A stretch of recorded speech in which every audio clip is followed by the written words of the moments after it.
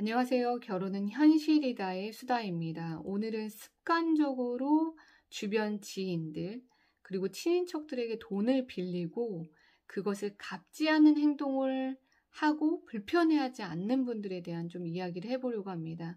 이분들의 특징은 돈을 빌리는 게 생명의 위협을 느낀다거나 정말로 위급상에서 돈을 빌리시는 게 아니라 본인이 소유하고 싶은 것, 투자하고 싶은 것, 그런 부분들이 있으면 무리하게 주변 지인이나 친인척들에게 돈을 빌리면서 아들, 딸에게 돈을 빌리면서 본인의 욕구를 충족하시는 분들이 좀 많으시더라고요. 물론 다 그렇다는 분들의 이야기가 아니라 제가 앞에 말씀드린 이런 분들에 대한 이야기를 좀 해보려고 합니다. 가정 구성원 중에 이런 분들이 계시면 정말로 힘이 듭니다. 하지만 가족의 연을 끊지 못하기 때문에 자식된 도리로 그 돈을 계속 갚아나가시는 분들이 계세요. 우리 엄마가 또 이런 행동을 했네. 아유, 그러면서 순간 화를 내지만 다음에 또 그런 일이 벌어지면 또다시 갚고, 또다시 갚고, 그렇게 살아가시는 분들이 계시고, 그런 부분이 반복하다가 내 부모지만 연을 끊어야 되겠다 생각하고 연을 끊으시는 분들도 계십니다. 그거는 자녀분들의 선택이시니까 제가 뭐라 말씀을 드릴 수는 없지만, 이런 가족 구성원이 없던 분이셨는데, 결혼을 해서 남편 된 어머님께서 그런 분을 만나실 수도 있고, 사위된 분의 장모님께서 이런 분이셔서 이런 분을 만나실 수 있는 분들이 계시다라는 겁니다. 그래서 제가 꼭 결혼하실 때 가족 구성원을 꼼꼼히 살펴봐라. 물론 그게 살펴본다고 보여지지는 않습니다. 그런데 혹시 습관적으로 돈을 빌리고 그것을 갚지 않는 것에 대해서 찔림이 없으신 분들이 이 영상을 보신다면 정말로 끝까지 보셨으면 좋겠습니다.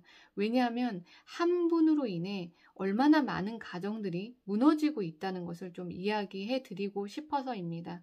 제가 만난 분은 두 분인데 이분들은 다 결혼하시고 이런 분을 가족 구성으로 만나신 분입니다. 한 분은 여자분이신데 결혼을 하고 났는데 그 시어머니 되시는 분이 이렇게 습관적으로 주변 분들에게 돈을 빌리시는 분이셨는데 그것을 결혼 생활 3년 차 때는 모르셨다고 합니다. 그런데 친인척들과 모임이 많아지면서 대화하던 중에 많은 친척들에게 돈을 빌린 사실에 대해서 알게 되고 그 돈을 아직도 안 갚고 있다라는 거. 10년이 넘었는데도 안 갚고 있다는 거. 그래서 그 며느님 되시는 분이 그 친인척들에게 물어봤더니 이분이 부동산 하시는 어머님이셨던 거예요. 그래서 뭐 땅에 투자한다, 집에 투자한다 하면서 친인척 돈들을 다 빌려가지고는 그 부분에 투자한 부분이 떨어지니까 그 친인척들의 돈을 갚지 않으셨다는 거예요. 친인척들은 그것 때문에 정말로 연을 끊을까 고민하고 있는데 이 어머님은 정작 습관적으로 돈을 빌리셨던 분은 기억을 못하고 계신다는 거. 그리고 심지어 친인척들은 이 며느님 되시는 분에게 이 이야기는 비밀로 해달라고, 오히려 돈을 못 받고 있는 분들이 이걸 비밀로 해달라고 이야기를 하시는 안타까운 사연이 있었고, 이 며느님 되시는 분은 결혼 생활하고 행사 때 그런 이야기를 들으면서 걱정이 되셨다고 합니다. 그런데 그 걱정이 현실이 되고 말았던 거죠. 결혼 4년 차 때부터 그 가족에게, 이 며느님 가정, 아드님에게 계속 돈을 요구하셨고, 연마다, 2년마다, 3년마다 돈을, 거액을 요구하셨고, 맞벌이 가정이셨는데, 솔직히 맞벌이셔도 돈 몇천씩은 빌려드리기 쉽지 않잖아요. 그때마다 집을 사야 된다, 어디다 투자해야 된다 해가지고 1억 가까이 가져가시고 돈을 갚지 않으셨다고 합니다. 물론 본인은 그렇게 생각하시는 것 같아요. 아들이 벌었는데 내가 쓴 게 무슨 잘못이야. 끝내 10년 동안 결혼 생활한 이 부부는 이혼을 하셨습니다. 왜냐하면 이 부분이 정말로 위급한 부분에 사용되었던 거라면 그 부분에 대해서 이 며느님이 이해하시려고 노력을 많이 하셨다고 합니다. 10년 동안. 계속 그 부분에 대해서 누구에게도 말도 못하고 고민하다가 마지막 끝에 그 본인의 투자를 위해서 또 돈을 빌려 가시는 걸 보면서, 그리고 그 아드님이 그 부분에 대해서 정확히 본인의 부모님께 말씀을 못 드리는 걸 보면서 더 이상 갈 수는 없겠다라고 생각해서 끝내 이 가정은 이혼을 하셨습니다. 또 한 가정을 소개해 드리겠습니다.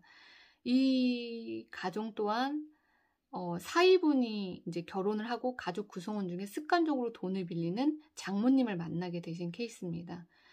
그 아내 되시는 분이 이 어머님이 습관적으로 주변 분들에게 돈을 빌리고 딸의 이름을 말하고 딸이 갚을 거라고 이야기를 하신 거예요. 젊었을 때도, 결혼 전에도. 근데 결혼 후에도 그 행동을 반복하시더라는 겁니다. 그래서 사위 되시는 분 입장에서는 너무 힘들지만 그걸 미안해하는 아내가 보기 안쓰러워서 사위 되시는 분이 장모님이 빚을 지는 것을 다 갚으셨다고 해요. 그런데 이 부부는 아직까지 이혼은 안 하셨지만 지금 그 부부의 나이가 65세십니다. 아직도 장모님은 살아계시고 여전히 따님의 이름을 말하면서 빚을 지고 계시고 그 빚을 갚고 계시는데 내가 이걸 언제까지 할 수 있는지는 모르겠지만 정말로 힘들다라는 이야기를 들었습니다. 여러분, 가족 구성원 중에 이런 분들이 계시다면 나의 부모님이 이렇게 습관적으로 주변 친인척들에게 돈을 빌린다거나 지인들에게 돈을 빌리고 그것을 갚지 않는 부분들이 있다면 확인하시고 그 부분을 가족끼리 상의했는데도 불구하고 부모님이 그것을 반복하신다?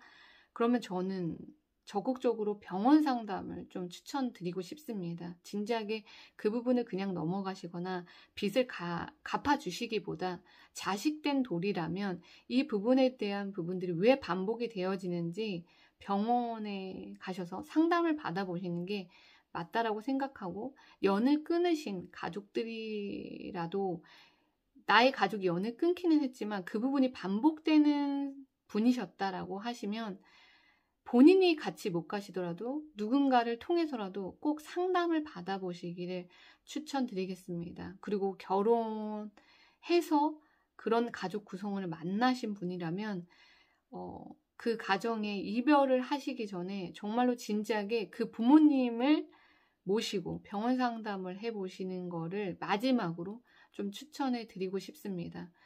그리고 이 영상을 보시는 습관적으로 돈을 빌리시는 분, 그런데 그것을 갚지 않아도 그 부분에 대해서 찔림이 없는 분들, 스스로라도 내가 왜 이렇게 행동을 하지? 병원을 한번 찾아가 보는 건 어떨까? 라고 저는 좀 정말로 진심을 다해 추천드리고 싶습니다. 꼭 상담 받으시고 스스로가 그 부분을 해결하지 못하신다면 주변의 도움을 청해서라도 병원에 가셔서 상담하시길 추천드리겠습니다.